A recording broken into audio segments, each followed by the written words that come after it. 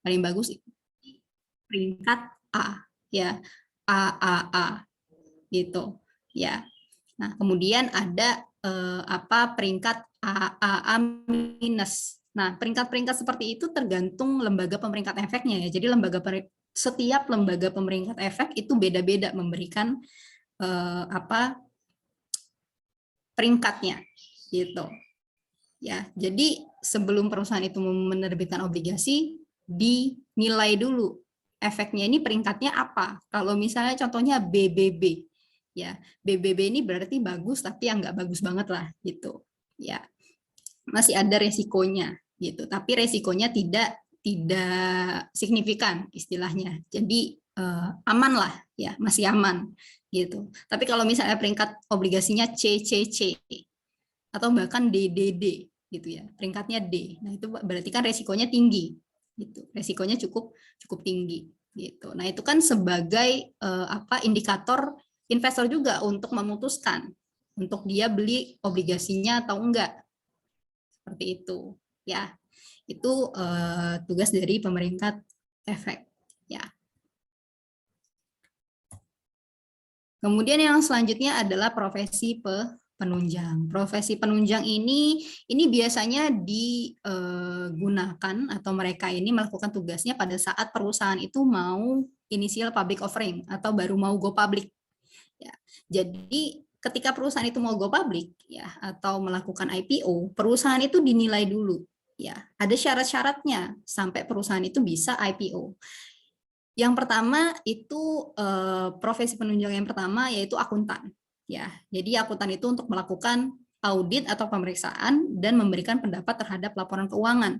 Jadi laporan keuangan perusahaan itu paling enggak kalau enggak salah itu 3 tahun terakhir, ya 3 tahun atau 5 tahun terakhir gitu. Itu diaudit kembali oleh akuntan yang memang dia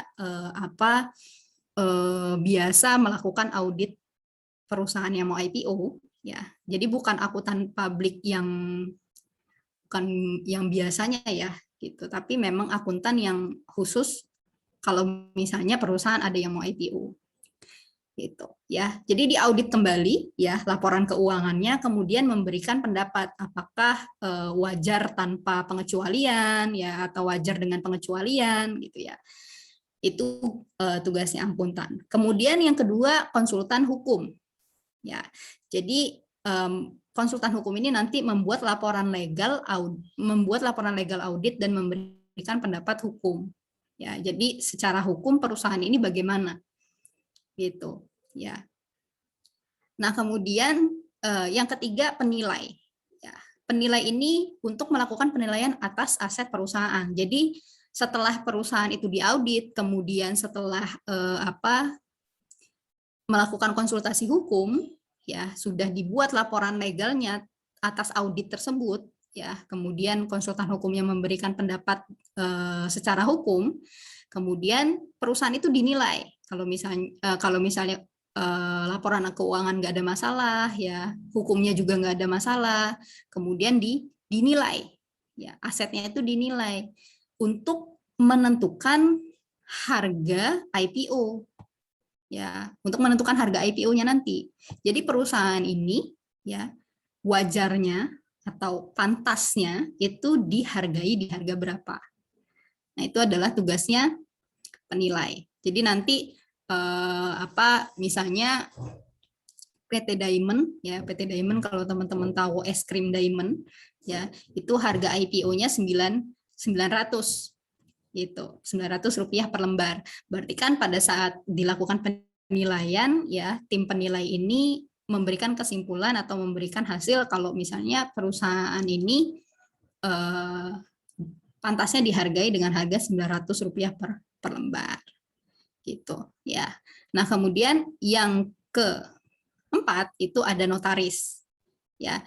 Jadi ya yang membuat akte-akte terkait dengan IPO gitu ya, dan memeriksa kelegalitasan ya atau keotentikan dari dokumen perusahaannya gitu ya. Itu untuk notaris. Jadi nanti setelah perusahaan itu sudah melakukan keempat ini ya, sudah diaudit, laporan keuangannya, ya, kemudian sudah dibuat pernyataan hukumnya oleh konsultan hukum, kemudian sudah dinilai dan juga sudah dicek oleh notaris kelegalannya, ya, kelegalan dokumen-dokumen tersebut, baru perusahaan bisa melakukan yang namanya IPO. Oke, nah selanjutnya ini ada emiten, ya. Emiten ini adalah pihak yang melakukan emisi efek atau melakukan penawaran umum. Nah, ya, penawaran umum yaitu sebuah kegiatan penawaran efek yang dilakukan oleh emiten untuk menjual efek kepada masyarakat. Ya, jadi kalau misalnya perusahaan itu masih belum go public, ya, itu namanya masih perusahaan, ya, atau perusahaan publik, ya, perusahaan publik atau hanya perusahaan saja. Tapi kalau misalnya perusahaan itu sudah melakukan yang namanya IPO, ya, atau penawaran umum, perusahaan itu bisa disebut dengan emiten, gitu, ya. Jadi kita sebutnya udah bukan lagi perusahaan tapi emiten kita sebutnya, karena perusahaan itu sudah melakukan yang namanya go public atau penawaran umum. Ya. Jadi kalau misalnya kita lihat PT Telekomunikasi Indonesia Persero, belakangnya itu ada TBK-nya, ya, itu berarti perusahaannya sudah go public, ya. Nah, biasanya di pasar modal kita sebutnya emiten. Jadi emiten telekomunikasi, ya. Jadi kalau misalnya kita buat kegiatan, ya, itu udah bukan lagi bedah perusahaan, ya, tapi bedah emiten, gitu, ya. Jadi sebenarnya cuma perbedaan itu aja sih. Kalau misalnya perusahaannya sudah go public, sudah melakukan IPO, dia sudah disebut dengan emiten, ya. Ya, kalau teman-teman ditanya perusahaan yang dia penyertaan modalnya sudah lebih dari 300 juta namanya apa? Perusahaan publik, ya. Tapi kalau misalnya perusahaan yang sudah melakukan IPO namanya adalah emiten. Itu, ya, itu bedanya.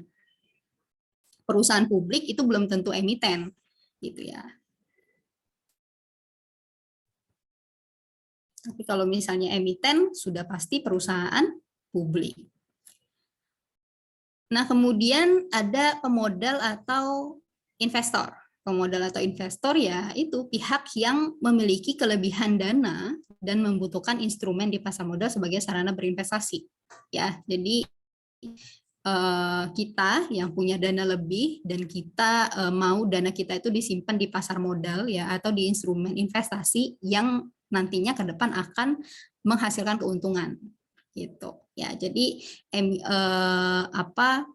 kita tinggal pilih nih, ya, kita mau jadi investor atau kita mau jadi pemilik usaha yang usahanya listing di bursa efek, atau usaha kita IPO di bursa efek Indonesia, gitu, ya. Jadi atau kita sebagai investor, jadi investor itu juga masuk ke dalam struktur pasar modal, ya, karena kita pelaku, gitu, ya. Nah, kemudian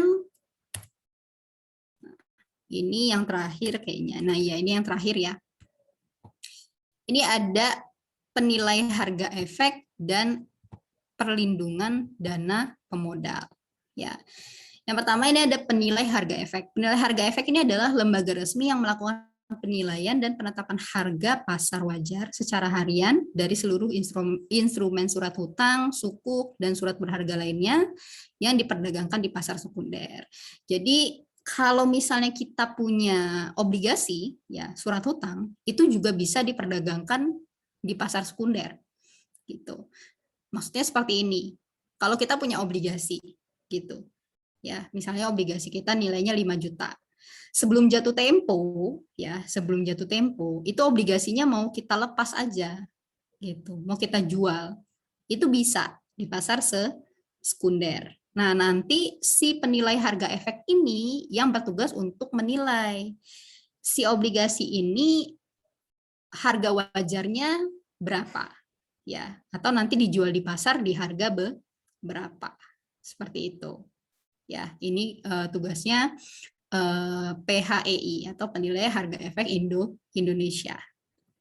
Kemudian ada perlindungan dana pemodal atau SIPF. Ya, lembaganya itu namanya SIPF atau Securities Investor Protection Fund. SIPF ini tugasnya adalah mengumpulkan sejumlah dana untuk melindungi pemodal yang memiliki rekening pada anggota dana perlindungan pemodal. Ya, dari hilangnya aset pemodal jika anggota DPP tidak sanggup mengembalikan aset tersebut. Ya, jadi contohnya kalau misalnya hilangnya dana pemodal ini bukan karena kita rugi ya. Jadi ini harus digarisbawahi dulu. Jadi misalnya nih kita beli saham kemudian kita rugi terus kita minta ganti di SIPF itu nggak bisa ya, karena itu bukan karena kecurangan atau kelalaian dari perusahaan efek ataupun bank kustodian atau anggota dana perlindungan modal ya. Nah, tapi perlindungan dana di sini adalah kalau misalnya dia terjadi kecurangan, ya, penipuan atau si anggota dana perlindungan pemodal ini atau si DPP, anggota DPP-nya ya, itu misalnya bangkrut gitu. Ya, misalnya bangkrut kemudian aset dari anggota DPP-nya ini tidak bisa untuk mengembalikan dana investor gitu. Nah, SIPF ini jadi membantu untuk mengembalikan dana investor tersebut. Tapi dana yang dijamin, ya dana yang dijamin sampai saat ini masih 100 juta gitu. Dana yang dijamin ya masih 100 juta. Oke. Mungkin gampangnya gini deh, sama kayak kalau di perbankan itu namanya apa? Kok saya lupa ya. Kalau di perbankan itu namanya apa ya? LPS. Nah, ya, LPS. Makasih Mbak Eka. Ya, LPS atau Lembaga Penjamin Simpanan, ya. SIPF itu 11-12 sama LPS. Ya, jadi kalau misalnya ada dana nasabah yang hilang, ya, tapi hilangnya itu bukan karena akibat transaksi, ya, tapi akibat mungkin kelalaian dari anggota DPP-nya atau kalau di perbankan itu kelalaian dari perbankannya, ya. Ya, kayak kalau misalnya banknya bangkrut ya, atau kalau misalnya terjadi penipuan ya, jadi si SIPF ini menjamin ya atau bisa mengembalikan dana investor. Tapi sampai saat ini dana yang dijamin itu masih 100 juta, hanya 100 juta sampai saat ini ya. Ke depan diharapkan ya itu bisa lebih dari 100 juta gitu ya. Oke, itu untuk SIPF ya. Nah, itu tadi terakhir ya dari struktur pasar modal. Jadi setelah kita bahas ya satu-satu di dalam struktur pasar modal ada OJK, kemudian ada SRO ya, kemudian ada lembaga-lembaga lainnya. Nah, nanti teman-teman yang sudah punya sertifikat keahlian di bidang pasar modal tinggal pilih mau jadi apa. Kalau misalnya memang mau berkarir atau berprofesi di bidang pasar modal, pilihannya ada banyak tadi kan. Ada di BEI, ke C, ke P, ya bisa di perusahaan efek, ya bisa di lembaga penunjang kayak Biro Administrasi Efek, atau bisa jadi profesi penunjang, jadi akuntan yang khusus untuk menilai laporan keuangan perusahaan yang mau go public ya, atau jadi penilai ya, atau jadi konsultan hukum ya, atau bisa jadi ini nih, bisa jadi investor aja gitu ya, jadi investor yang transaksi di pasar modal gitu ya. Nah, itu tadi struktur pasar modal ya. Ini jam 10 ya. Kita sampai jam berapa ya?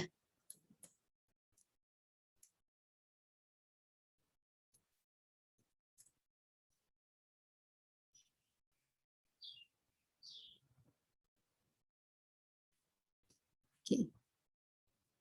Kalau di jadwal sih ini kita sampai jam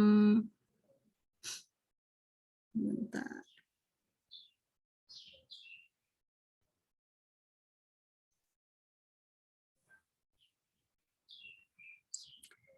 kita sampai jam 11.30 ya. 11.30. Ini masih jam 10, masih ada 1,5 jam lagi. Oke. Nah, mungkin kita ada materi tambahan dulu.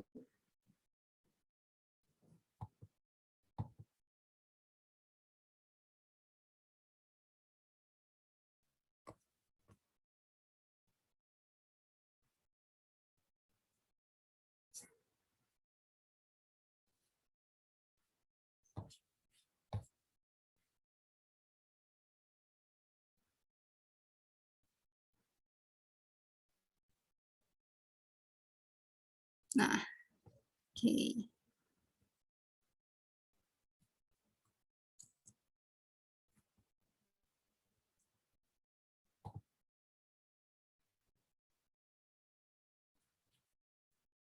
Sebentar.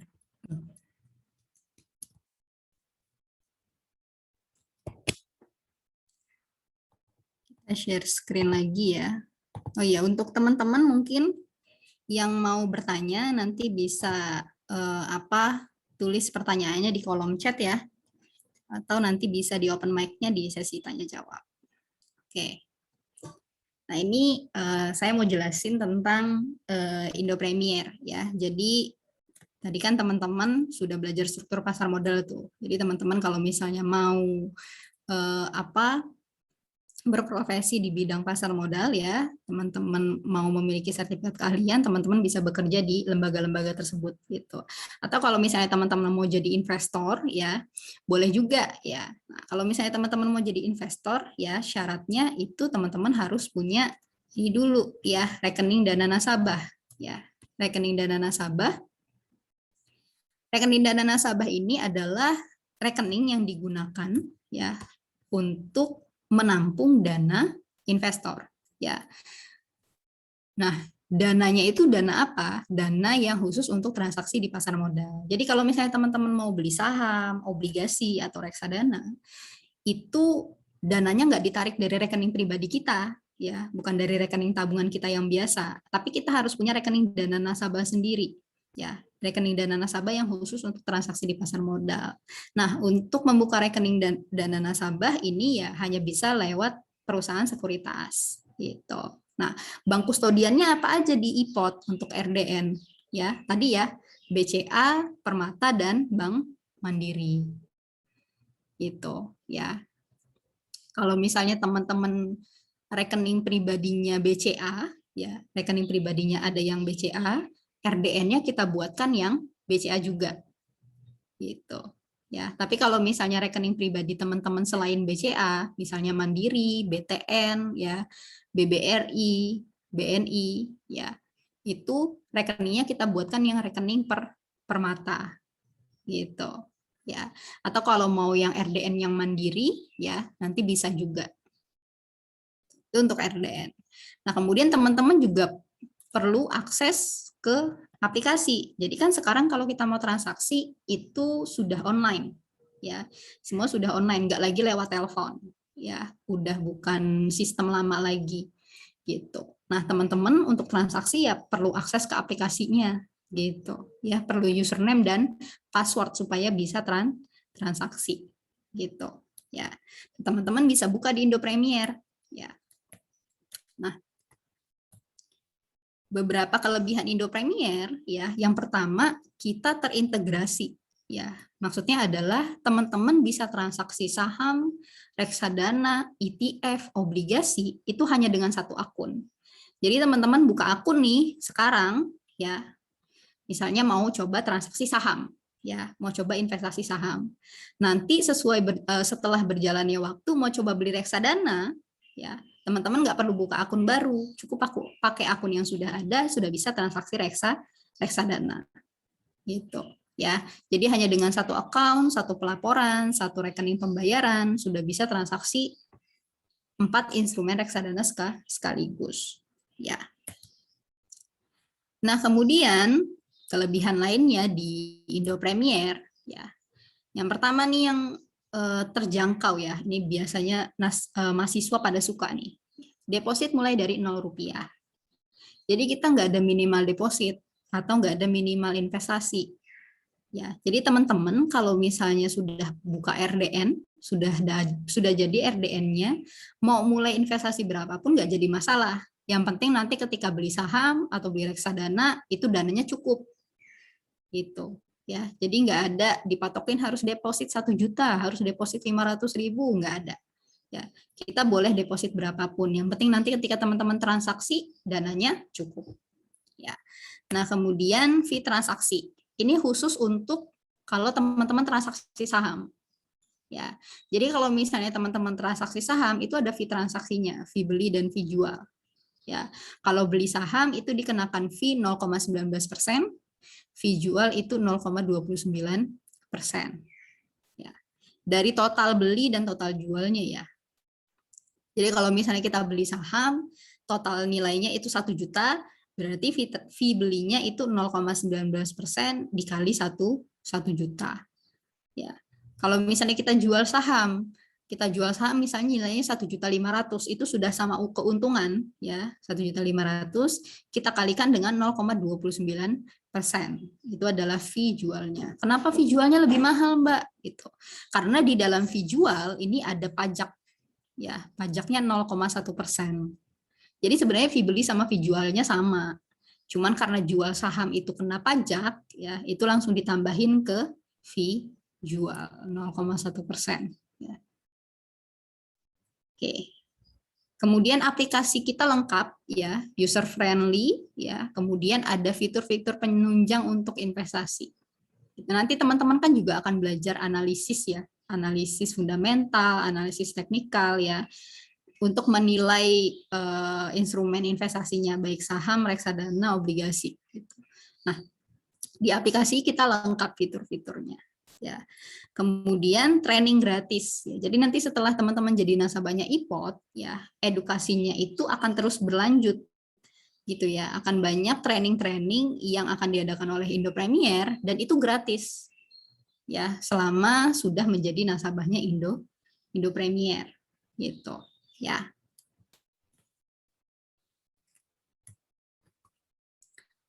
Nah, untuk cara pembukaannya bagaimana? Ya, registrasinya teman-teman cukup siapkan EKTP dan rekening pribadi. Teman-teman kan belum punya NPWP ya, karena masih mahasiswa, jadi nggak apa-apa ya, NPWP ini opsional. Teman-teman cukup siapkan EKTP dan rekening pribadi masing-masing ya, atas nama masing-masing ya, rekening pribadinya. Kemudian download aplikasi iPod di handphone ya. Teman-teman udah tinggal registrasi aja ya secara online, nggak perlu lagi tanda tangan di atas materai, nggak perlu lagi print formulir ya, semuanya udah full online, tinggal isi lewat aplikasi gitu ya. Setelah diisi lengkap, data-datanya sudah lengkap, sudah terverifikasi, sudah tidak ada pending, baru teman-teman bisa akses ke aplikasi iPod dan dapat RDN gitu. Ini prosesnya cepat untuk pembukaan rekeningnya ya. Kalau online itu 1-2 hari kalau nggak ada pending, ya bahkan kurang dari 1 hari kalau nggak ada pending langsung jadi RDN-nya. Gitu. Ya, ini untuk registrasi di Indo Premier. Ya. Oke. Masih jam 10.16 ya. Oke deh. Kita langsung buka sesi tanya jawab aja ya, tapi sebentar. Bu Ukti sudah ada di kelas belum ya?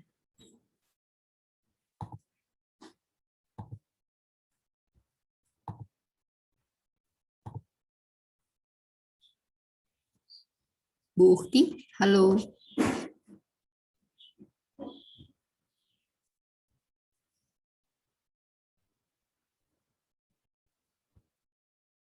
Oke, kayaknya Bu Ukti nggak ada di kelas ya.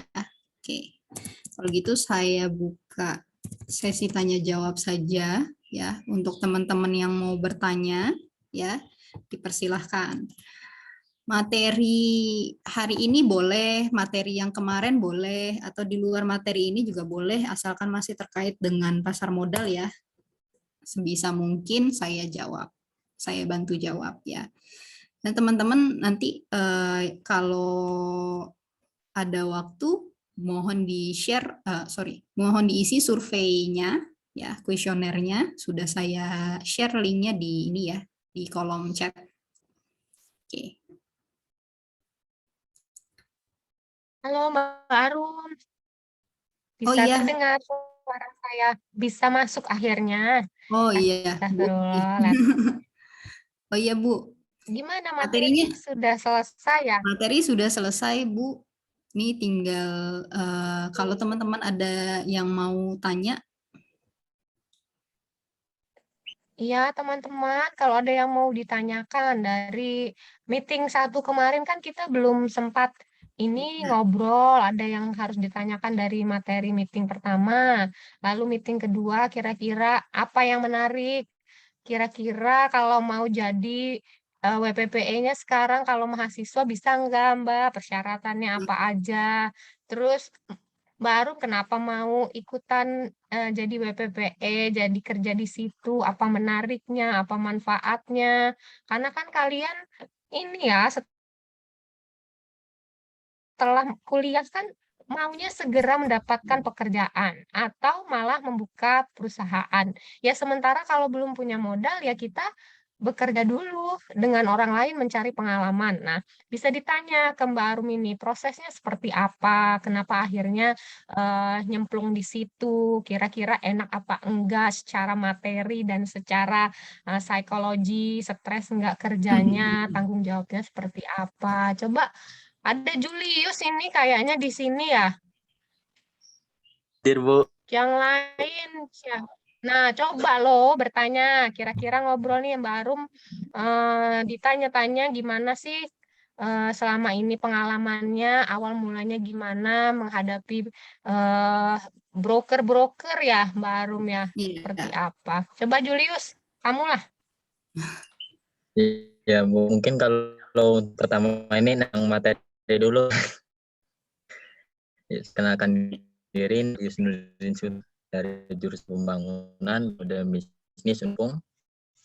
Izin bertanya, Rum. Iya. Ya, sekarang kan ini ekonomi dan keuangan lagi dengan keuangan konvensi. Ada juga yang ekonomi. Sorry, Saya, Mas, putus-putus, Mas.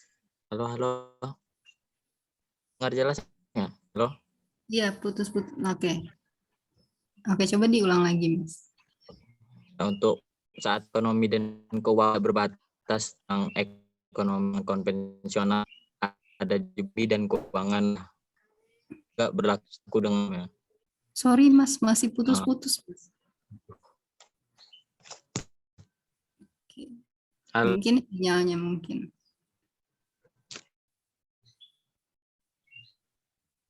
Ini sinyal saya atau gimana nih? Coba lewat chat aja, Mas, kalau misalnya ini. Iya, bisa dicoba lewat chat. Yang lain juga yang ingin bertanya, bisa lewat chat atau langsung raise hand, biar bisa langsung ditanggapi segera. Julius, coba di chat ya. Yang lain, nah iya, Tun ini tadi saya lihat pertama loh dia masuk kelas hari ini, rajin sekali. Ada yang mau ditanyakan nggak, Nahyatun?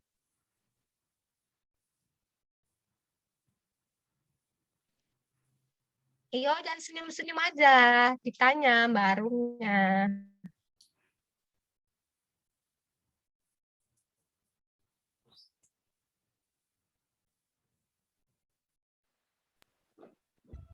Izin bertanya Kak, Oh iya, boleh. Silakan Mbak Weni ya. tadi kan persyaratannya kan ada EKTP gitu. Misalkan kalau misalnya KTP-nya itu di foto aja gitu, bisa nggak? Oh, oke, jadi KTP fisiknya nggak ada ya? Nggak ada, adanya Oke. Kalau misalnya nggak ada KTP fisiknya, coba menggunakan KTP sementara. Jadi mbaknya ke kantor Disduk Capil, ya kan nanti ngurus KTP-nya tuh buat lagi ya, KTP fisiknya dibuat lagi. Nah sambil menunggu sampai KTP fisiknya jadi, mbaknya minta KTP sementara gitu. Nah dicoba pakai KTP sementara.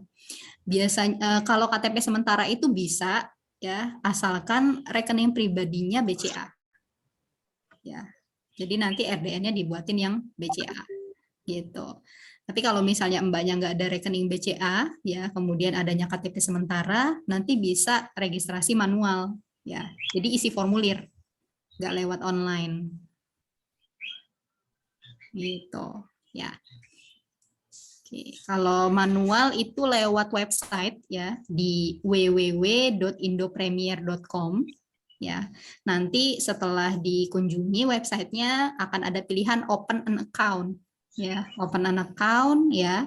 Nanti pilih manual registrasi, sama tinggal isi datanya ya, isi datanya dari awal sampai akhir. Nanti baru akan dikirimkan email formulirnya. Gitu. Formulirnya sudah ada isinya ya, sudah ada data yang kita isi, jadi nggak perlu isi ulang. Tinggal di print out dan ditanda tangan aja. Gitu. Kemudian dikirimkan ke kantor Indo Premier untuk diproses gitu ya. Jadi kalau manual memang agak lebih effort ya gitu ya. Itu kalau misalnya kendalanya tidak ada EKTP, kemudian rekening pribadinya nggak ada yang BCA ya. Tapi kalau misalnya rekening pribadinya ada yang BCA, bisa online ya. Untuk saat ini yang yang melayani pembukaan rekening online ya dengan lampiran KTP sementara itu baru RDN yang BCA gitu. Oke. Terjawab ya, Mbak, atau masih ada yang bingung? Sudah, terima kasih, Kak. Oke, sama-sama. Nah, ini di chat sudah ada nih dari Maulana Rian. Ya, izin bertanya, saya pernah mendengar istilah bandar di pasar modal. Nah, sebenarnya termasuk ke dalam struktur manakah si bandar ini? Oke, kemudian katanya si bandar ini bisa mempengaruhi harga saham karena punya kekuatan dana yang besar. Apakah transaksi yang dilakukan oleh bandar tergolong ke dalam manipulasi pasar? Oke, ya jadi kalau misalnya bandar ini, mungkin saya bilangnya bukan bandar ya, tapi satu orang atau beberapa orang yang memiliki dana yang besar atau big fund. Ya, jadi kalau big fund ini manajer investasi itu termasuk big fund, ya, karena dana yang manajer investasi kan besar, gitu, ya. Nah, masuknya manajer investasi ya atau big fund ini ke dalam pasar modal itu sangat mempengaruhi pergerakan harga saham. Contohnya, kalau misalnya manajer investasi itu melakukan yang namanya, kalau misalnya saya bilang itu apa ya, window dressing. Ya, window dressing atau mereka memperbaiki atau merubah struktur portofolio efek mereka. Jadi misalnya yang tadinya mereka itu dananya banyak diinvestasikan atau ditaruh di saham sektor keuangan, misalnya di sektor keuangan, itu dialihkan dananya. Jadi ke sektor misalnya sektor konsumsi. Nah, karena big fund-nya keluar dari sektor keuangan, dari saham-saham sektor keuangan, dananya banyak yang keluar, ya, nah, itu berarti akan mempengaruhi penurunan harga saham-saham sektor keuangan, gitu, ya. Kemudian akan mempengaruhi saham-saham sektor konsumsi. Jadi saham-saham sektor konsumsi naik karena masuknya big fund tadi, manajer investasi masuk ke situ, gitu. Ya, nah apakah itu masuk ke dalam manipulasi pasar? Enggak, ya itu adalah sesuatu yang wajar. Ya, tapi kalau misalnya bandar di sini yang konotasinya negatif, maksudnya adalah kalau misalnya teman-teman pernah dengar namanya saham gorengan, ya saham gorengan. Jadi saham gorengan itu adalah saham yang kita nggak tahu ini saham perusahaan apa, bidang dia bidang usahanya di mana, ya, atau perusahaan atau saham yang dia nggak ada sentimen negatif, nggak ada sentimen positif, maksudnya nggak ada informasi yang mempengaruhi kenaikan harga atau penurunan harga saham tersebut. Nah, itu bisa dikategorikan sebagai saham gorengan.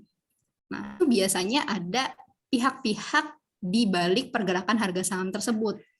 Big fund juga mereka. Ya. Nah, jadi mereka itu sengaja ya membuat saham tersebut bergerak ya, bergerak naik ataupun turun. ya, naik ataupun turun secara signifikan, ya, secara signifikan tanpa adanya informasi ya yang mendukung kenaikan dan penurunan harga tersebut. Seperti itu, ya. Nah, kalau misalnya itu masuk ke manipulasi pasar atau enggak, termasuk manipulasi pasar. Ya, tapi kan itu dipantau oleh bursa efek. Biasanya kalau 3 hari berturut-turut, ya, itu dia misalnya mengalami kenaikan yang signifikan, gitu ya. Tapi nggak ada informasi yang mendukung. Itu biasanya disuspend sama si bursa efek, ya, sama bursa efek disuspend dulu, ya, dimintai dulu keterangan, gitu, ya. Baru nanti kalau sudah nggak ada masalah, ya, atau sudah selesai masalahnya, baru dibuka lagi dibuka kembali perdagangannya, ya. Dia masuk ke manipulasi pasar, tapi apakah dia termasuk tindak pidana atau enggak, kan itu tadi ya. Makanya sahamnya disuspend dulu, ya, dilihat dulu oleh bursa efek dia termasuk tindak pidana atau enggak. Ya kalau misalnya tidak termasuk tindak pidana, ya bisa dibuka kembali ininya sahamnya. Gitu ya. Jadi istilah bandar itu ada, ya, tapi apakah bandar itu termasuk ke dalam struktur, ya. Jadi itu tadi ya, bandar itu kan bahasanya investor atau bahasanya pelaku pasar, ya, itu untuk saham-saham yang naik atau turun secara signifikan tapi sahamnya tuh nggak jelas, gitu. Makanya kan kita bilangnya dimainin sama bandar, gitu. Tapi kalau misalnya menurut saya bandar di sini itu bukan nggak selalu negatif, ya, nggak selalu negatif konotasinya. Bisa jadi dia manajer investasi, ya. Jadi bandar itu lebih ke big fund, ya, atau orang yang mempunyai dana yang banyak, gitu. Dia masuk pasar, ya, dalam sekali waktu, ya, atau beberapa waktu dengan dana besar, itu akan sangat mempengaruhi pergerakan sahamnya, gitu. Ya. Itu sedikit penjelasan tentang bandar, ya. Ya, jadi bukan bandar secara harfiah itu di dalam struktur pasar modal, enggak, gitu ya. Tapi kalau misalnya dia big fund, manajer investasi, kan masuk ke dalam struktur pasar modal, gitu ya. Tapi struktur pasar modal dia melakukan window dressing atau bukan mempercantik, ya, istilahnya itu merelokasi atau merubah struktur portofolio efeknya, ya, itu adalah sesuatu yang wajar, gitu. Manajer investasi itu biasa melakukan itu 6 bulan sekali, setahun sekali, 3 bulan sekali, gitu ya. Itu manajer investasi biasa melakukan itu, jadi itu sesuatu yang wajar. Tapi kalau misalnya bandar dalam konotasi negatif, ya sudah pasti nggak ada di dalam struktur pasar modal, gitu ya. Kalau misalnya ternyata ada pergerakan harga saham yang tidak sesuai dengan aturan, gitu ya, naik dan turun secara signifikan tanpa ada informasi yang mendukung atau informasi yang menunjang kenaikan dan penurunan harganya, itu akan disuspend, kemudian akan diawasi atau akan dicek oleh Bursa Efek Indonesia. Ini termasuk tindak pidana atau enggak, gitu. Kalau misalnya ternyata itu dia tindak pidana, ya akan ditindaklanjuti, gitu ya, akan dilanjutkan ke Otoritas Jasa Keuangan, ya. Tapi kalau misalnya ternyata tidak ada unsur tindak pidana di situ, ya berarti nggak ada masalah, gitu aja. Oke.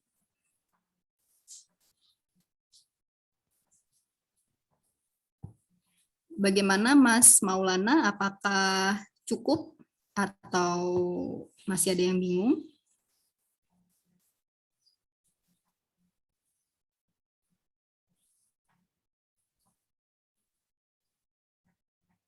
Oke. Ya Mbak Arum, ini lanjut ada pertanyaan lagi dari Mbak Yolanda, ya. Oh iya. Sebentar. Oke. Ini dari Mbak Yolanda, ya. Izin bertanya, saya memiliki rencana berkarir di bidang perbankan. Apakah jika saya mengikuti sertifikasi WPPE ini dapat berguna juga untuk berkarir di perbankan? Oke, ya. Mungkin membantu, ya, mungkin membantu secara langsung enggak juga, ya, mungkin bisa menjadi nilai tambah. Ya, bisa menjadi nilai tambah gitu, sertifikat keahlian.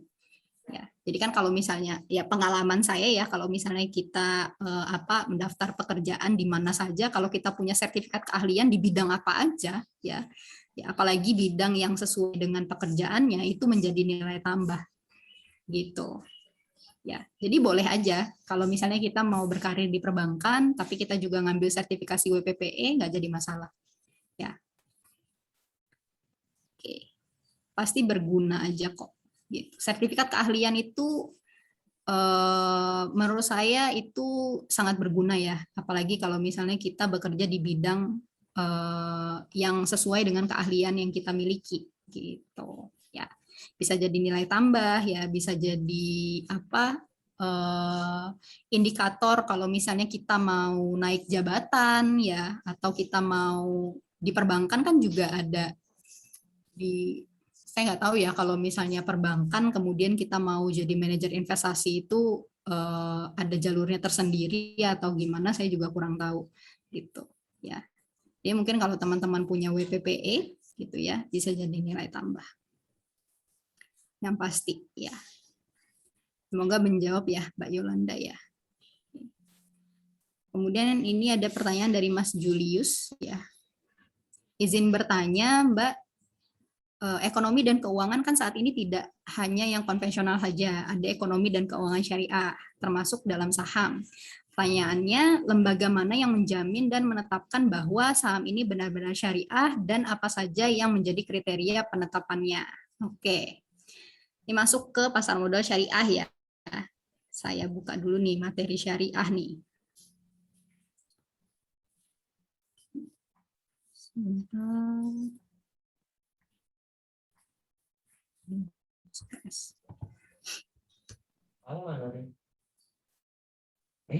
Sama Ibu.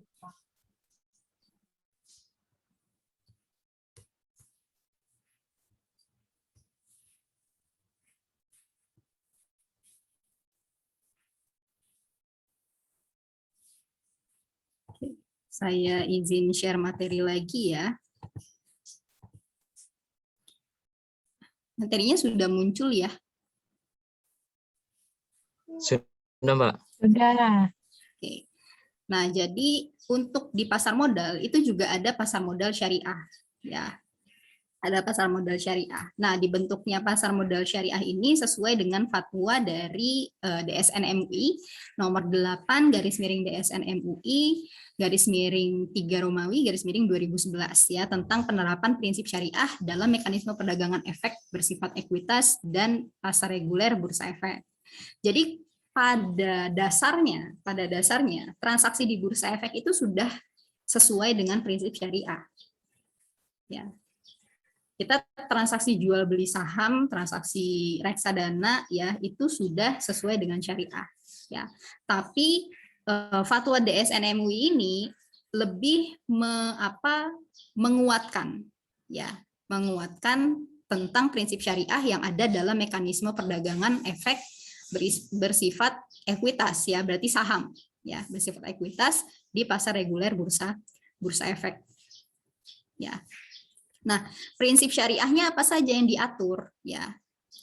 Yang pertama sahamnya ya. Sahamnya yang syariah itu yang gimana? Yang pasti yang usahanya halal ya. Berarti saham minuman keras ya, kayak Bir Bintang itu kan sahamnya ada tuh MLBI ya.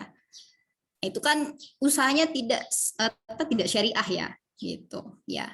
Nah, berarti dia tidak termasuk ke dalam saham syariah. Jadi kalau misalnya kita mau beli MLBI ya nggak boleh kalau sesuai dengan prinsip syariah. Kemudian yang kedua tidak mengandung mudorot ya, tidak mengandung mudorot. MLBI kan sudah pasti mudorot ya. Kemudian saham lainnya itu ada yang dia rasio hutangnya ya, rasio hutangnya. Jadi ini masuk ke dalam salah satu indikator penilaian saham syariah. Rasio hutangnya itu tidak lebih dari 40%. Jadi kan perusahaan itu yang namanya beroperasional ya, itu kan dananya kan ada dari modal, ada dari hutang. Nah, hutangnya itu nggak boleh lebih dari 40% dari total modalnya gitu. Ya. Karena kalau misalnya dia lebih dari 40%, ya, itu lebih banyak mudorotnya karena perusahaan itu akan berfokus untuk membayar. Halo? Dengar ya, cukup jelas?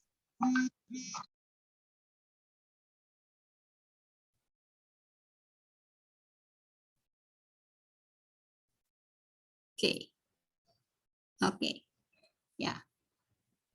Nah, itu tadi apa kalau misalnya sahamnya lebih dari rasio hutangnya lebih dari kurang dari 40% itu termasuk ke dalam saham syariah. Kalau lebih dari 40% dia tidak termasuk saham syariah.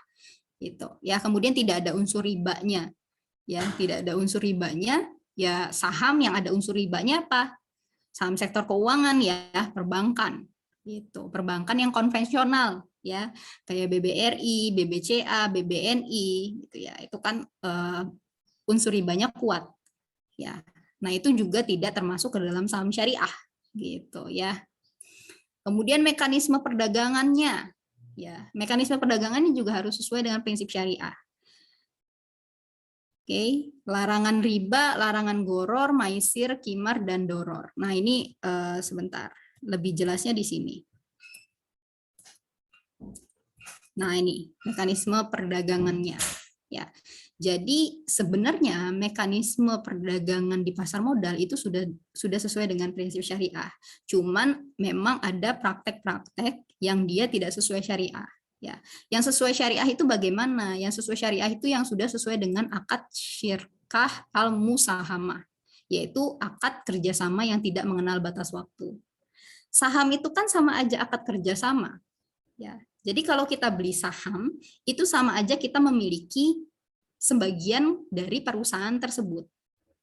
Yang mana perusahaan itu ya memiliki kewajiban ya, bukan kewajiban ya. Jadi si investor ya atau kita yang beli sahamnya itu punya hak dari sebagian laba yang dihasilkan oleh perusahaan. Ya, jadi kalau perusahaan itu menghasilkan laba, ya kita kan berhak atas sebagian labanya. Atau kalau misalnya di pasar modal itu namanya dividen. Ya, dividen itu adalah sebagian laba yang dibagikan oleh perusahaan untuk pemegang saham.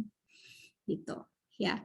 Nah, itu kan sama aja akad kerjasama ya. Dan akad kerjasamanya itu tidak mengenal batas waktu. Sama kalau kita beli saham itu nggak ada jatuh temponya ya, teman-teman. Ya, jadi kita beli saham misalnya 1 tahun harus dijual tuh enggak. Selama sahamnya masih ada, selama perusahaannya masih beroperasi, ya, selama perusahaannya masih ada atau selama perusahaannya masih menjadi perusahaan yang go publik, ya, itu kita masih terikat kerjasama dengan perusahaan. Jadi nggak ada batas waktunya, nggak kayak deposito, nggak kayak obligasi yang ada jatuh temponya ya, nggak ada batas waktunya. Ya selama perusahaannya masih ada ya kita masih menjadi pemilik perusahaan. Selama sahamnya nggak kita jual, ya kita masih menjadi pemilik perusahaan, salah satu pemilik perusahaan. Kemudian juga sudah sesuai dengan akad bai al musawamah, yaitu akad jual beli tawar menawar secara berkelanjutan di pasar reguler bursa efek. Ya, jadi mekanisme perdagangan di pasar modal itu sudah sesuai dengan ini. Ya, ada tawar menawar. Ya, jadi ada kesepakatan antara si pembeli dan penjual. Ya, ini untuk mekanisme perdagangan di pasar reguler. Gitu. Cuman ada ada praktek-praktek yang memang dilarang atau tidak sesuai dengan prinsip syariah, tapi terjadi di pasar modal. Yang pertama itu ada bai al makdum atau jual beli di mana si penjual tidak memiliki barangnya. Kalau di pasar modal itu namanya short selling. Jadi short selling itu kita itu jual saham, tapi sahamnya itu kita nggak punya. Contohnya nih, saham Telkom hari ini naiknya tinggi banget, naiknya sampai 5%. Ya, misalnya hari ini Telkom naiknya 5%. Ya, deposito bank mana yang ngasih dalam sehari 5%? Nggak ada kan? Ya. Tapi saham Telkom misalnya hari ini naiknya 5%. Kita nggak punya saham Telkomnya, tapi kita mau mendapat keuntungannya. Ya. Misalnya kita short selling, jadi kita jual saham Telkom, padahal kita nggak punya. Ya, kita jual saham Telkom, ya, di harga tinggi tersebut, ketika harganya naik, nanti baru kita beli sahamnya, ya. Kalau harganya tuh turun. Itu namanya short selling. Nah, itu tidak sesuai dengan prinsip syariah karena sama aja kita beli barang yang barangnya nggak ada, kita jual barang yang barangnya nggak ada. Gitu. Nah, itu nggak boleh short selling. Ya, di pasar modal Indonesia ada nggak short selling? Ada prakteknya short selling. Ya, gitu. Tapi itu tidak sesuai dengan prinsip syariah. Ya. Kemudian margin trading. Ya, margin trading ini juga tidak sesuai dengan prinsip syariah. Maksudnya adalah kalau misalnya kita transaksi melebihi dana yang tersedia. Jadi misalnya kita tersedia dana 5 juta, tapi kita mau transaksi sampai 10 juta. Gitu. Berarti kan 5 jutanya adalah fasilitas pinjaman dari sekuritas. Nah, fasilitas pinjaman dari sekuritas ini ada biaya fasilitasnya, ada penaltinya. Nah, itu kan riba, ya, lebihan. Nah, itu nggak boleh. Ya. Jadi kalau misalnya kita transaksi di pasar modal, mekanisme perdagangannya mah sudah sesuai syariah.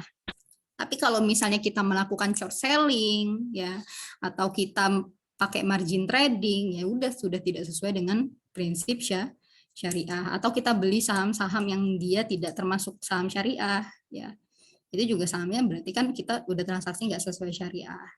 Cuman kan sekarang itu sudah ada pasar modal syariah. Jadi teman-teman bisa buka akun, langsung buka akun yang syariah.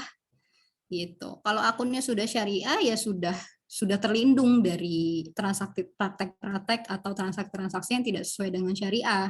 Kalau kita beli saham yang dia nggak masuk ke saham syariah, otomatis di-reject. Gitu. Kita nggak akan bisa beli kalau akunnya syariah. Kita mau melakukan short selling, udah pasti nggak bisa. Gitu. Kita mau pakai margin trading, udah pasti nggak bisa kalau akunnya syariah. Jadi sudah lebih terprotek. Kalau misalnya kita buka akun, langsung buka yang syariah. Ya, itu tadi untuk pertanyaan dari Mas Julius ya.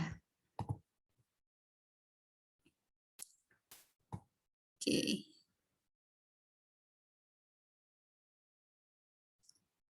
Kemudian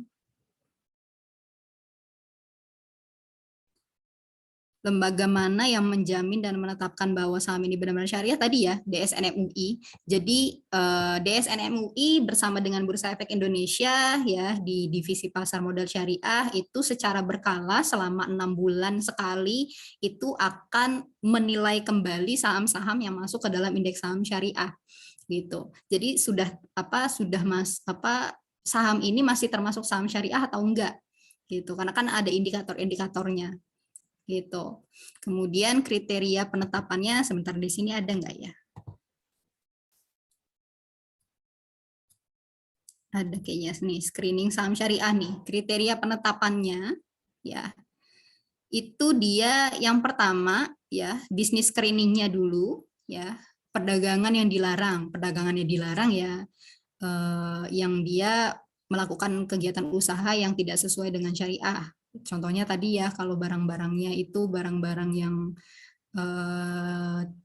tidak syariah, kemudian jasa keuangan yang ribawi ya, berarti perbankan yang dia konvensional nggak masuk ya, nggak masuk ke dalam saham syariah. Kemudian produksi atau distribusi barang haram atau merusak moral dan mudorot ya, rokok ya, rokok itu nggak masuk ke dalam saham syariah.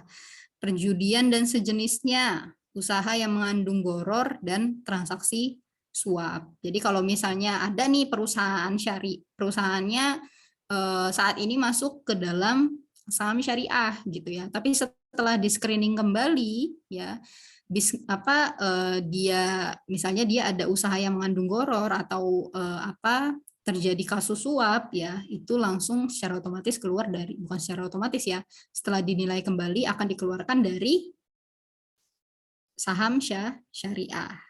Oke. Selain bisnis screening, itu juga di screening keuangannya atau financial screening.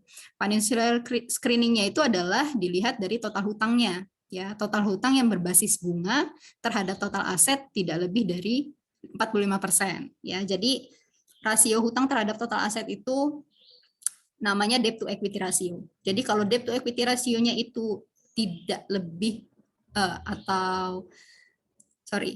kalau debt to equity rasionya lebih dari 45% ya, itu berarti dia tidak sesuai dengan prinsip syariah. Jadi setelah dinilai kembali nih ya perusahaan, misalnya perusahaan Unilever misalnya, perusahaan Unilever setelah dicek rasio hutang terhadap asetnya tahun ini gitu ya, setelah dinilai kembali dia melebihi 45% ya, berarti dia akan keluar dari saham syariah. Yang tadinya dia saham syariah keluar dari saham syariah gitu ya. Jadi rasio hutangnya nggak boleh lebih dari 45%. Kemudian pendapatan non halalnya dibandingkan dengan total pendapatan itu tidak boleh lebih dari 10%. Jadi misalnya kan perusahaan itu ada pendapatan di luar usaha ya. Kalau misalnya perusahaan itu menyimpan dana di bank ya, menyimpan dana di bank apalagi disimpannya di bank konvensional itu kan ya nggak menutup kemungkinan perusahaan tersebut dapat bunga ya. Bunga itu kan tidak sesuai dengan prinsip syariah ya. Tapi selama pendapatan tersebut tidak lebih dari 10% ya dari total pendapatan secara keseluruhan, nggak jadi masalah gitu. Ya, masih masuk ke dalam saham syariah. Nah, ini adalah ketentuan penetapan saham syariah. Oke, semoga menjawab ya Mas Julius ya. Ya, alhamdulillah terjawab, Bu. Mbak, terima kasih, Mbak. Sama-sama. Nah, kemudian pertanyaan selanjutnya dari Mbak Brigita Vinka. Kak, izin bertanya. Misalnya ada nasabah baru ingin menginvestasikan modalnya di pasar modal, tetapi nasabah ini belum mempunyai cukup pengetahuan mengenai pasar modal dan membutuhkan bantuan perusahaan penyedia jasa perdagangan efek. Oke, bagaimana caranya perusahaan dalam hal ini Indo Premier ya dalam menjangkau nasabah tersebut dan apabila saya ingin mengikuti ujian sertifikat WPPE, syaratnya apa saja yang dibutuhkan untuk mengikuti ujian tersebut ya. Dan mungkin bisa memberikan tips and trick. Oke, ya. Nah, jadi yang pertama, kalau misalnya nasabahnya mau ikut edukasi ya, istilahnya nasabahnya masih awam, masih perlu edukasi tambahan tentang pasar modal.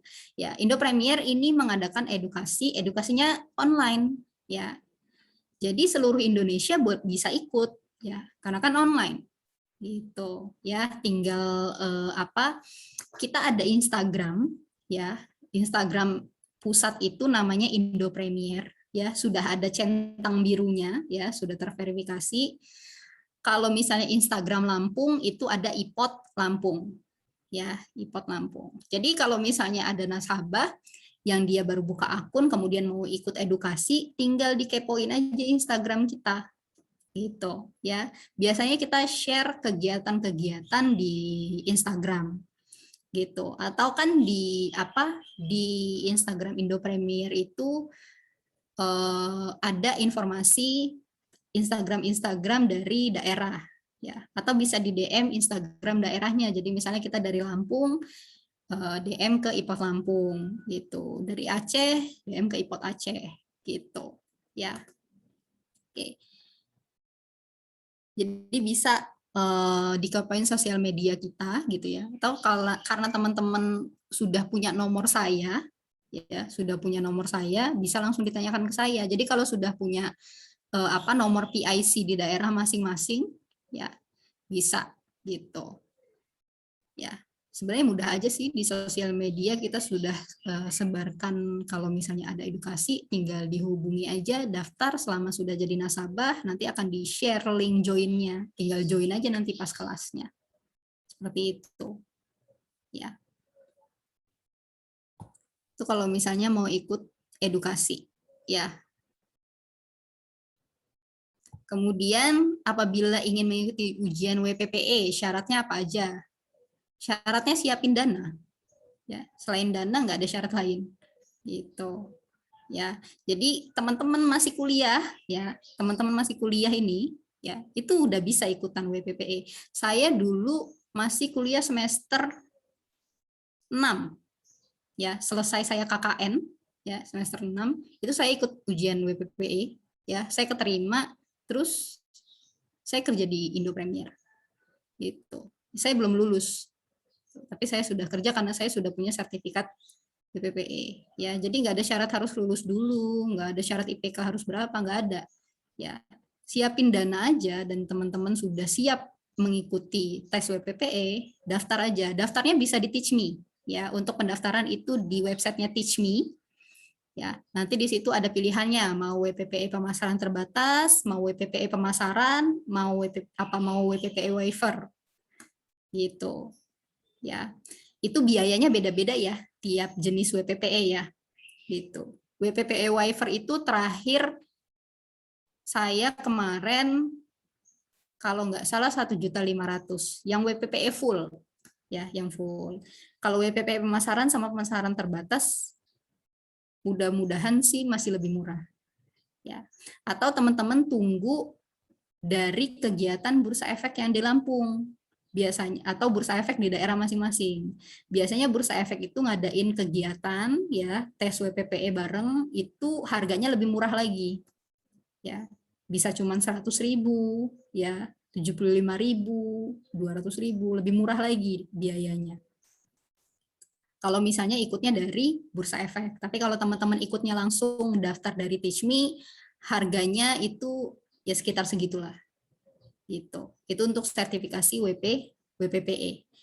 Syaratnya nggak ada ya, cukup siapkan dana aja ya. Kemudian tips and triknya, tipsnya teman-teman ikutin kelas di kurs ini ya, dari awal sampai akhir itu dengan serius ya.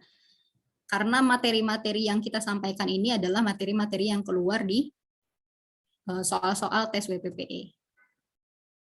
Ya, itu ya. Itu tipsnya. Ya. Untuk yang di Teach Me juga, kalau daftarnya lewat Teach Me ya, itu ada kesempatan 3 kali tes. Jadi kan ada berapa modul ya? Ada 4 modul. Hukum etika, mekanisme perdagangan efek, analisis kinerja perusahaan, analisis kinerja efek ya analisis keuangan lah istilahnya, analisis. Kemudian yang keempat itu saya lupa yang keempat. Jadi ini ada 4 modul ya. Kalian ada 3 kali kesempatan untuk ikut tes. Jadi kalau misalnya yang pertama gagal ya bisa ikut lagi. Jadi kalau misalnya pertama kali tes, misalnya yang lulus cuma 2 modul, ya sisa 2 modul yang gagal. Di tes kedua, teman-teman tinggal tes yang 2 modul ini, jadi nggak tes dari awal ya. Tes yang nggak lulusnya aja. Itu ya, kesempatannya adalah 3 kali. Ya kalau lebih dari 3 kali, sudah 3 kali masih gagal juga ya sudah. Gitu. Ya. Oke, itu untuk WPPE ya. Nanti teman-teman sudah punya sertifikat WPPE, kemudian ada sekuritas yang bukaan ya. Mau kerja sambil kuliah, kalau misalnya waktunya bisa dibagi boleh. Biasanya kan kalau teman-teman kuliahnya sudah semester 7, semester 8 atau tinggal ngurusin skripsi kan materi kuliah kan udah nggak banyak tuh. Ya. Bisa jadi pengalaman juga. Oke, kemudian pertanyaan nih Mas Julius nanya lagi nih. Ya. Izin nanya, untuk posisi financial analyst di Bursa Efek Indonesia, sertifikat apa saja yang menjadi penunjang masuk ke ranah ini? Dan untuk jurusan ekonomi pembangunan seperti saya, apakah bisa berpeluang berkarir di bidang financial analyst tersebut? Terima kasih Mbak Arum. Nih ya, saya kasih tahu kalau kita mau kerja di pasar modal, selama kita punya sertifikat profesi di pasar modal, baik WPPE, WMI, WPEE, itu kita bisa mau dari jurusan apa aja. Jurusan pertanian juga bisa. Ya, jurusan administrasi bisnis bisa. Ya, jurusan apa lagi? Jurusan yang nggak ada hubungannya sama ekonomi pun ya, kalau kita punya sertifikat keahlian di bidang pasar modal itu bisa. Nah, kalau teman-teman mau jadi financial analyst di Bursa Efek Indonesia, setahu saya itu WPPE pun, kalau sertifikatnya WPPE yang full ya, bukan WPPE pemasaran atau pemasaran terbatas ya, WPPE full dan punya pengalaman di bidang financial analyst, seharusnya bisa di Bursa Efek Indonesia gitu ya. Jadi mungkin nanti teman-teman daftar masuk dulu ke perusahaan sekuritas tapi di bidang analis ya. Kemudian nanti baru teman-teman coba daftar di Bursa Efek Indonesia. Ya. Atau kalau misalnya teman-teman punya sertifikat WMI ya, Wakil Manajer Investasi, ya itu juga bisa. Tapi WMI ini lebih, kalau misalnya teman-teman mau ikut WMI, setahu saya teman-teman harus ikut WPPE dulu. Jadi teman-teman harus punya WPPE dulu baru bisa WMI ya. Tapi setahu saya sih WPPE itu udah cukup kok. WPPE udah cukup dan ada pengalaman di bidang financial analyst ya. Kemudian jurusan dari mana aja itu bisa kerja di bidang pasar modal kok. Yang penting punya sertifikat profesi pasar modal ya. Kemudian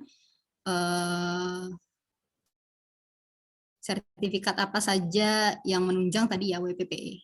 Oke, sudah terjawab ya Mas ya. Jadi sertifikat yang menunjang itu WPPE ya, WPPE yang full ya. Kemudian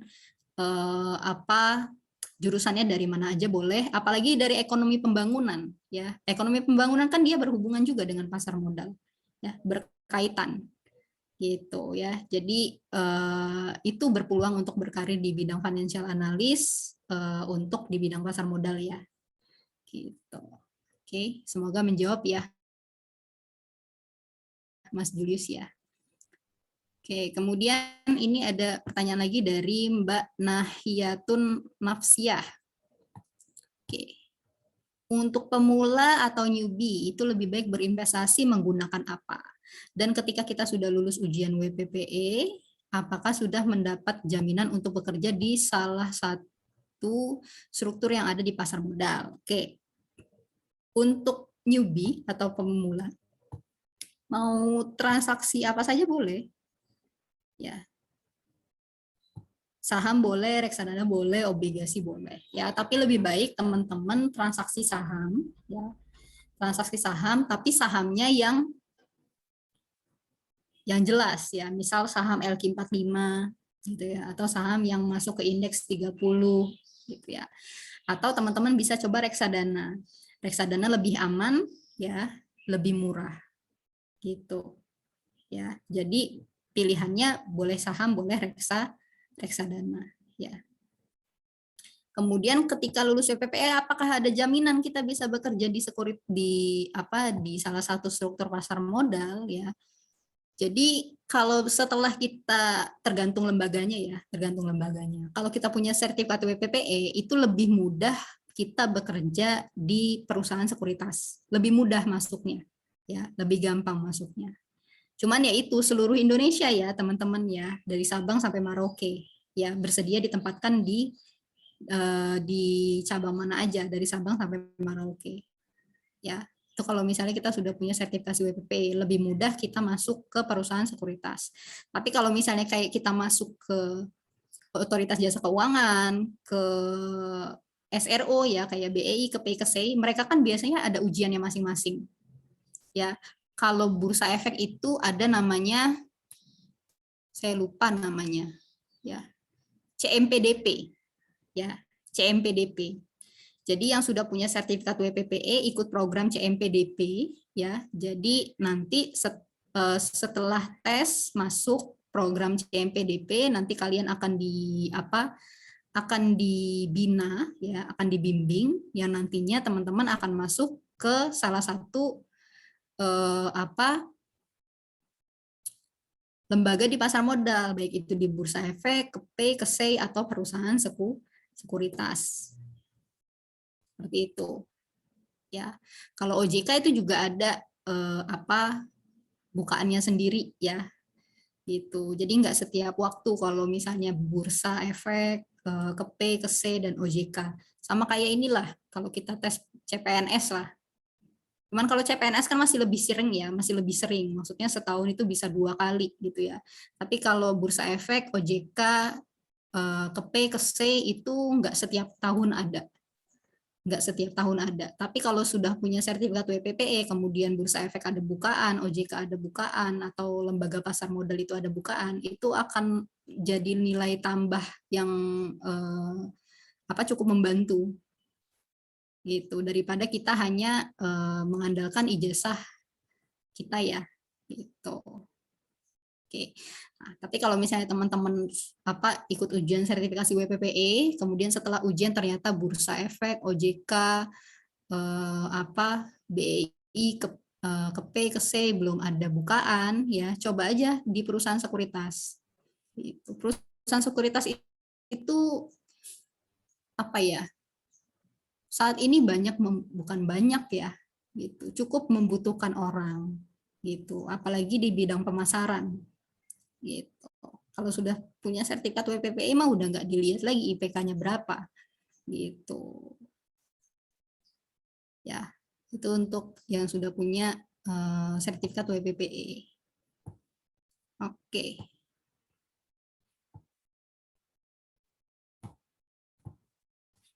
Semoga menjawab ya Mbak Nahyatun. Kalau misalnya ada yang masih bingung, boleh ditanyakan atau di open mic-nya. Masih ada pertanyaan? Udah cukup, Kak. Makasih. Sama-sama. Oke. Ada pertanyaan lain?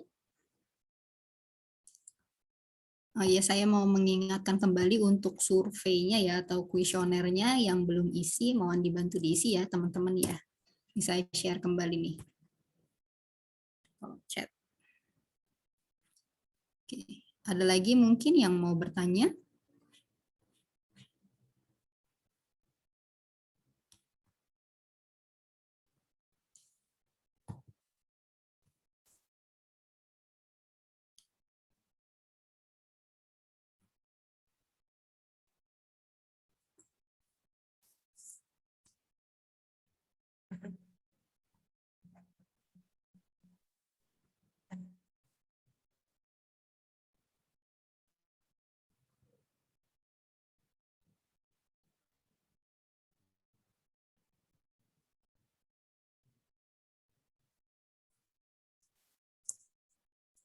Sudah tidak ada lagi yang ditanyakan?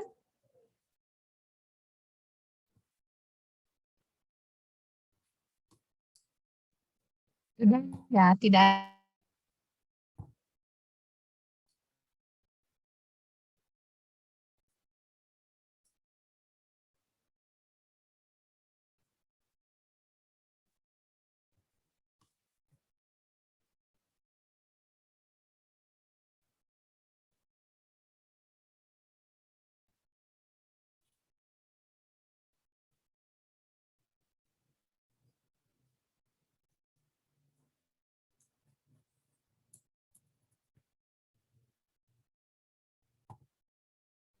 Halo?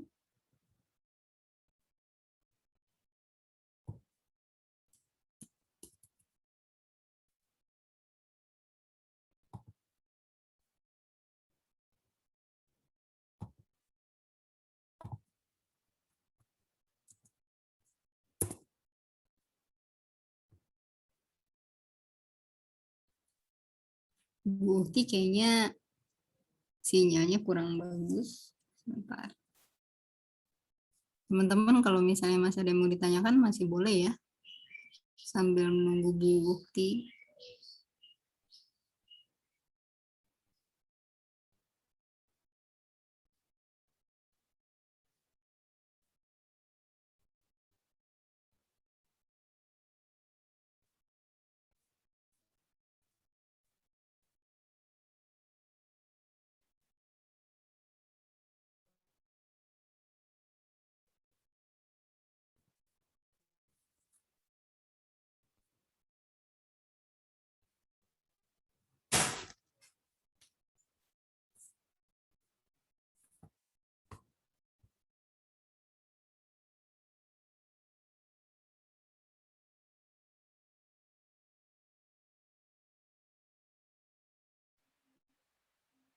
Izin bertanya, Kak.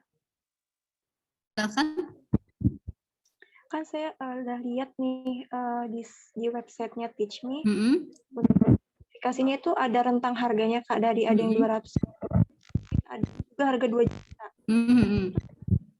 Kak, itu ikut yang rentang harga berapa ya, Kak? Dan bedanya itu di mana gitu, Kak? Sorry, gimana? Kan ini rentang harganya kalau untuk kita mau ikut sertifikasi itu ada yang harga 200.000, ada yang harga 2 juta. Jadi waktu ikut sertifikasi ini ikut di rentang harga yang berapa ya Kak? Terus emang ada bedanya gitu? Oke. Itu di situ kan biasanya ada nama-namanya tuh. Untuk yang 200.000 untuk sertifikat apa, untuk yang 2 juta untuk sertifikat apa. Di situ ada nggak informasinya? Kalau untuk yang Nah, itu untuk ujian WPPE pemasaran. oke. Kalau 2 juta ini dia untuk waiver. Oke. Sebentar, coba saya buka juga ya, biar teman-teman bisa lihat ya.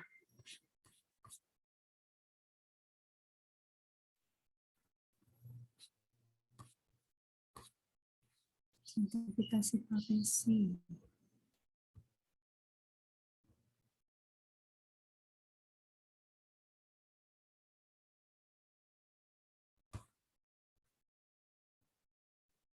Nah, saya izin share screen lagi ya.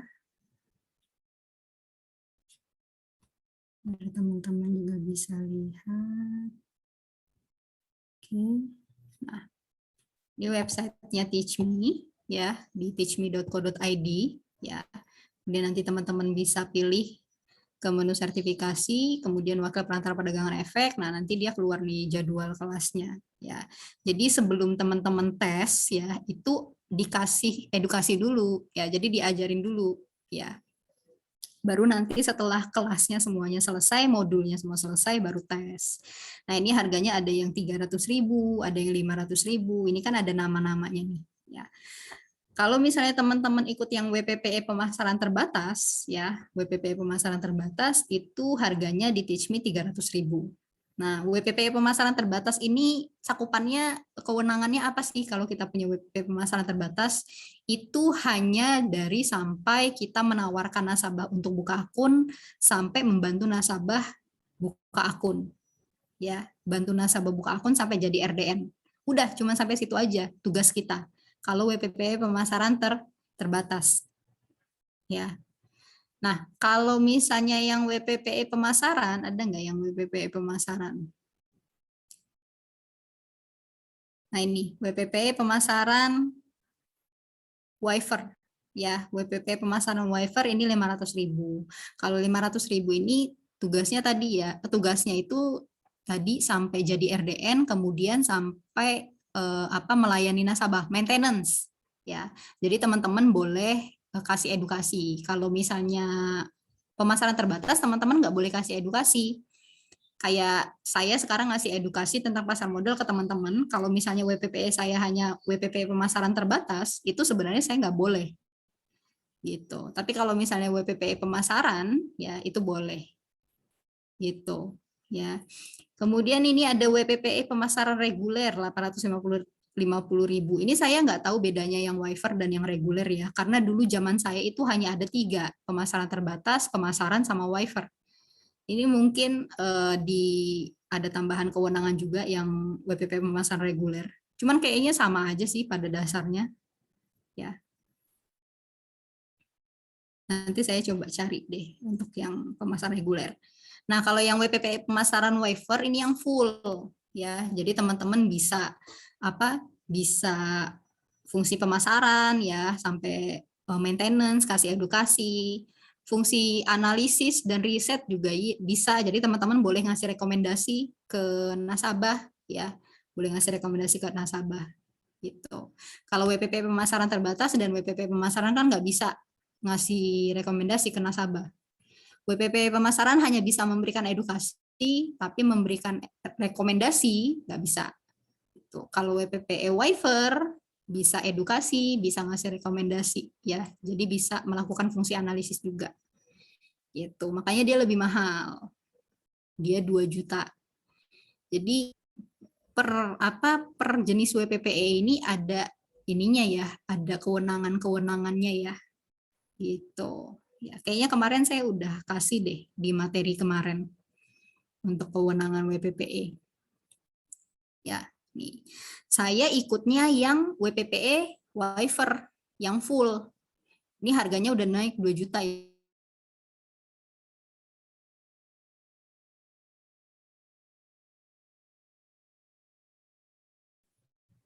Sekarang udah 2 juta.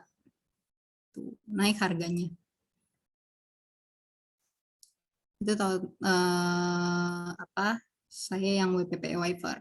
Kalau yang pertama kali saya waktu masih kuliah, ya waktu saya masih kuliah itu saya ikut yang WPPE pemasaran. Tapi ikutnya program dari bursa, ya cuman 75.000 kalau dari bursa. Gitu. Ya, jadi teman-teman, ini teman-teman rata-rata semester berapa sih? 7, Kak. Semester 7 ya, udah semester 7 ya. Oke. Kalau misalnya mau nunggu dari program bursa, boleh. Cuman saya kurang tahu sih mereka kapan lagi buka program untuk mahasiswa tes WPPE. Biasanya itu lebih murah. Ya. Cuman kalau misalnya teman-teman mau coba sekarang, ya ini harganya di Teach Me. Gitu. Ya. Oke, biasanya sih kayaknya ini kan FEB kan udah ada galeri investasi ya. Coba deh ditanyain, kayaknya FEB ada KSPM-nya ya. Oh iya, ini perkenalan aja ya, saya sebenarnya ini alumni FEB Unila juga kok. Gitu ya, saya alumni FEB Unila gitu. Nah, di FEB Unila kan biasanya ada KSPM tuh. Mereka kan mengelola galeri investasi. Coba ditanyain sama orang KSPM-nya, ada rencana nggak bursa efek atau ada rencana kerja sama tes WPPE nggak untuk mahasiswa gitu. Kayaknya tahun-tahun kemarin mereka ngadain deh. Gitu. Bursa ngadain ya barengan sama KSPM ya, galeri investasi itu ngadain tes WPPE untuk mahasiswa. Gitu. Coba ditanyain sama KSPM-nya. Kak, jawabannya. Ya, sama-sama. Ada lagi yang mau ditanyakan?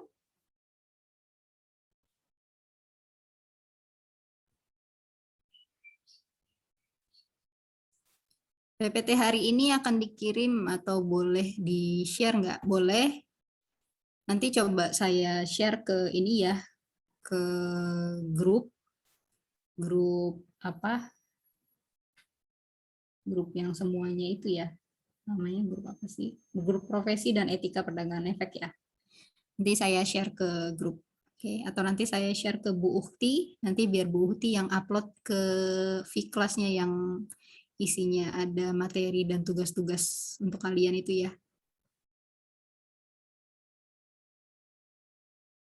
Materi hari ini dan kemarin ya.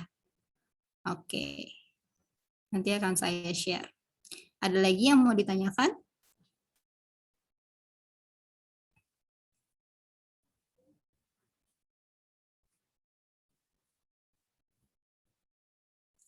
Oke, kalau misalnya sudah tidak ada yang ditanyakan, Bu Ukti belum balik lagi ke kelas ya?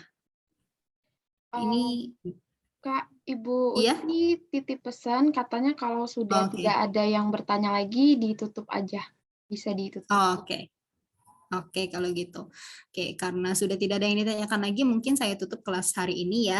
Terima kasih atas perhatian teman-teman. Semoga ilmu yang saya sampaikan bermanfaat. Untuk teman-teman yang sudah mulai buka akun, ya, sudah mulai registrasi di akun IPOT, ya. Nanti kalau misalnya ada kendala, boleh ditanyakan ke saya, ya. Nomor saya ada kok di ini, di grup. Ya, di grup profesi dan etika, ya, bisa ditanyakan ke nomor itu atau ke nomor ini. Sebentar saya share lagi ya. Boleh catat nomor yang ini aja. Nah, ini ya. 0821-8224-0673. Ya, ini sudah sama WA, teman-teman boleh WA ke sini. Kalau misalnya ditanyakan seputar pembukaan akun. Oke. Terima kasih sekali lagi atas perhatiannya ya dari teman-teman. Semoga bermanfaat ilmu yang disampaikan. Sampai bertemu lagi di kelas selanjutnya ya. Selamat beristirahat ya. Selamat belajar ya. Saya tutup. Wassalamualaikum warahmatullahi wabarakatuh. Waalaikumsalam warahmatullahi wabarakatuh. Terima kasih, Kak. Sama-sama. Saya izin live dari room ya. Iya, Kak.